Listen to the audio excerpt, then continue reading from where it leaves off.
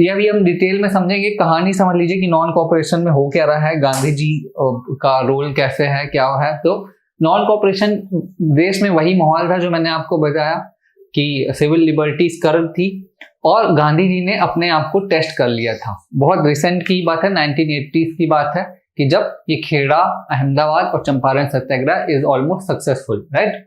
और लोगों को गांधी जी में एक भरोसा दिखने लगा। लोगों को साथ ही साथ ये भी समझ में आने लग गया कि ब्रिटिशर्स जो है वो कुछ करने वाले नहीं है। क्यों? क्योंकि जो मॉडरेट्स थे उनके लिए, जो उनकी डिमांड के लिए जो आते थे एक्ट्स, तो एक 1919 एक्ट आया था, है ना, which is known as Montagu चेल्स। इसको हम अलग से डिस्कस करेंगे, बट लेकिन कॉन्टेक्स्ट समझिए। चेम्सफोर्ड रिफॉर्म, इसमें इन्होंने इंडियन का पार्टिसिपेशन तो इंश्योर किया था इस एक्ट ने, है ना, पार्टिसिपेशन ऑफ इंडियंस। मतलब जो काउंसिल थी, एक तो सेंट्रल लेजिस्लेटिव काउंसिल,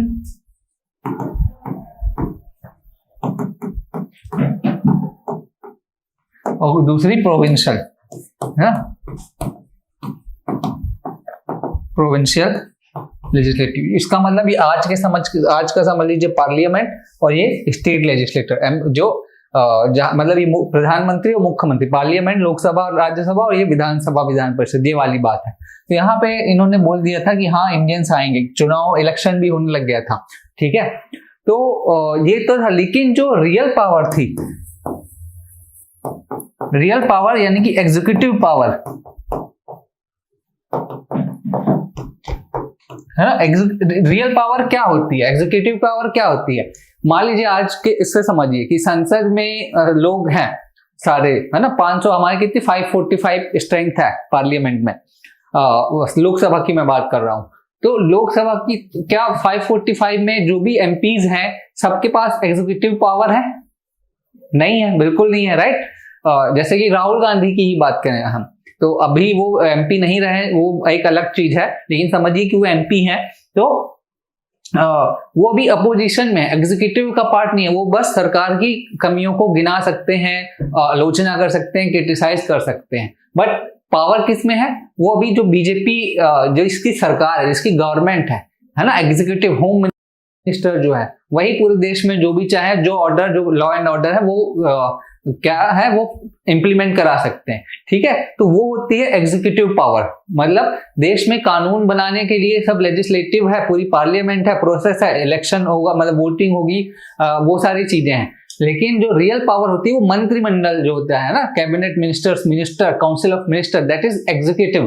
तो वैसे ही जो एग्जीक्यूटिव पावर थी वो वायसराय के पास थी, ठीक। किसी भी इनके मतलब जो भी था यहाँ पे, जो लोग डिस्कस करते थे उसको ये खारिज कर सकता था, ठीक है, डिस्कार्ड कर सकता था। बजटरी की कोई पावर नहीं थी। जब आपके पास फंड से रिलेटेड कोई पावर नहीं है तो फिर क्या मतलब।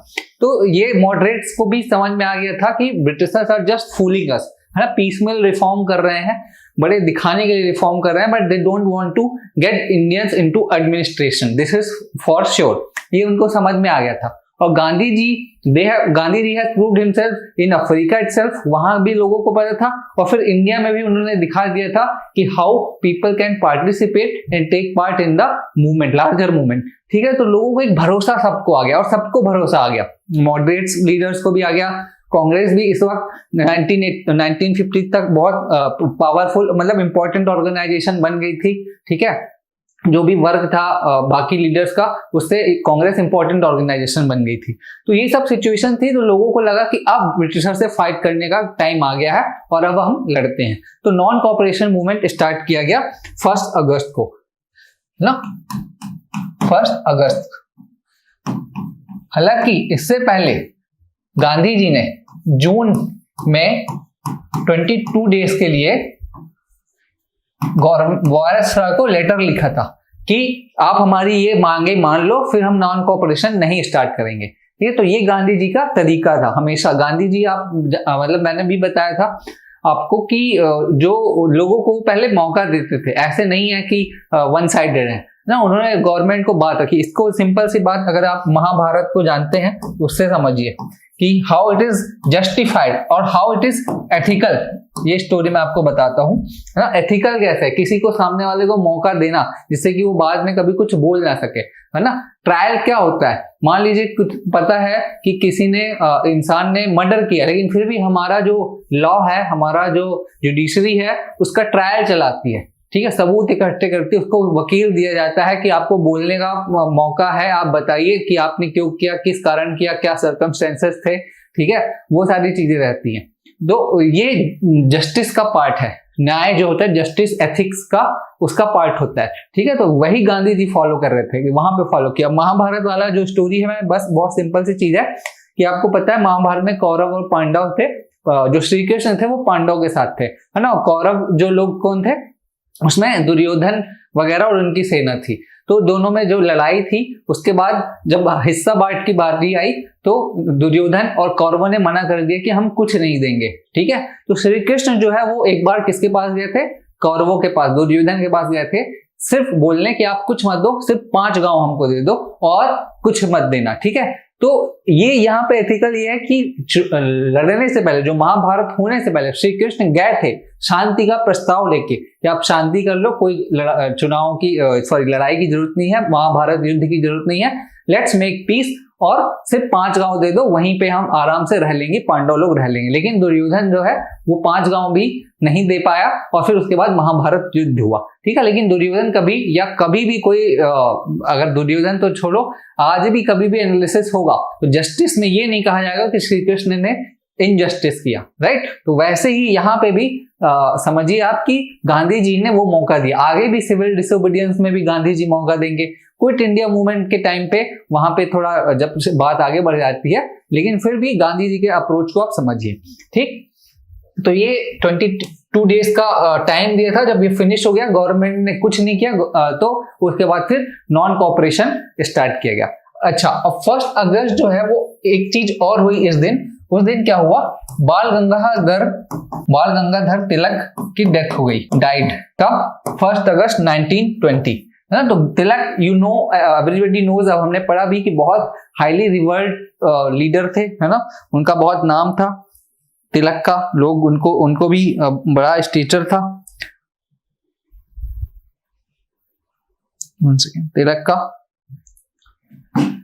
तो उस चक्कर में भी एक सेंटिमेंट्स लोगों को आया और मतलब वो भी एक मोटिवेशन दिया तिलक, मतलब लोग दुखी तो हुए लेकिन फिर भी उसके खिलाफ भी वो भी एक बूस्ट, नॉन कोऑपरेशन में इंपॉर्टेंट बूस्ट साबित हुआ, ठीक है। तो फिर ये मूवमेंट चलता रहा। मूवमेंट में वही सारी चीजें थी कि पीजेंट्स ने पार्टिसिपेशन किया, बॉयकॉट ऑफ स्कूल्स हुआ, स्कूल्स की जगह बहुत नेशनल, फॉरेन स्कूल की जगह नेशनल स्कूल्स खुले, ठीक। और जो टॉडी शॉप्स और लिकर शॉप था, उन शॉप का बॉयकॉट किया, वुमेन ने खासकर उनका बॉयकॉट किया, ठीक। और गवर्नमेंट ने इनफैक्ट जब उनका रेवेन्यू कम होने लग गया तो गवर्नमेंट ने अपने तरफ से एक एडवर्टाइजमेंट जारी किया जिसमें वो लिकर्स पीने के बेनिफिट बताने लग गया, और ये बताने लग गया कि कौन कौन लिकर पीता है, ठीक है।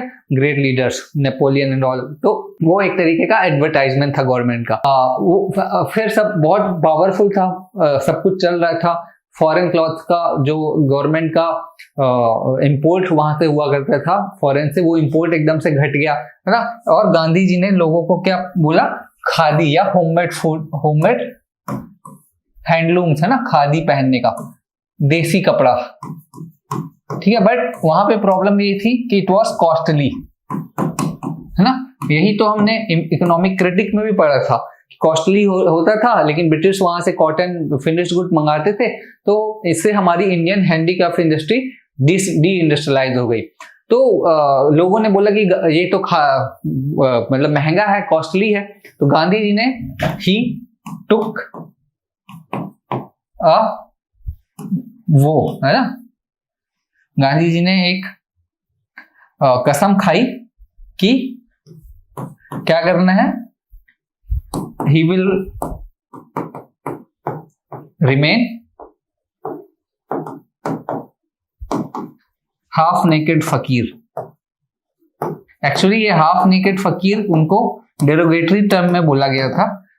किसने बोला था बाद में, अंग्रेजों ने, है ना। तो यहाँ से ही मतलब ये था कि गांधी जी ने उस दिन से सिर्फ कुर्ता ना पहनने की कसम खाई, लंगोट पहनने चालू की, जिससे कि वो कॉस्टली पन्ना भी मतलब दिखा, एक सिंबॉलिक था, और तब से गांधी जी ने नहीं पहना। तो ये इसी टाइम की बात है।